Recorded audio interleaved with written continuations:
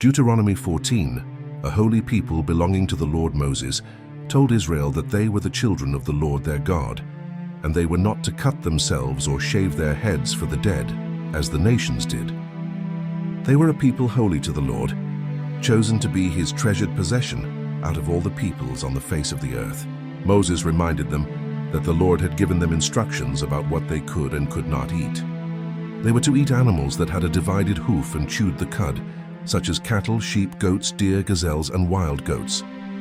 But they were not to eat animals like the camel, the rock badger, the hare, or the pig, because though some chewed the cud or had a divided hoof, they did not meet both requirements.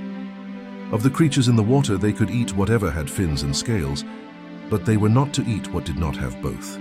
They were allowed to eat clean birds, but not birds such as the eagle, the vulture, the buzzard, the raven, the ostrich, the owl, the seagull, the hawk, the little owl, the cormorant, the stork, the heron, the hoopoe, or the bat. They could eat clean-winged insects, but not those that went on all fours. Moses reminded them that they were not to eat anything that had died naturally, though they could give it to a foreigner within their towns or sell it to a stranger. They were not to boil a young goat in its mother's milk. Moses then spoke about the tithe.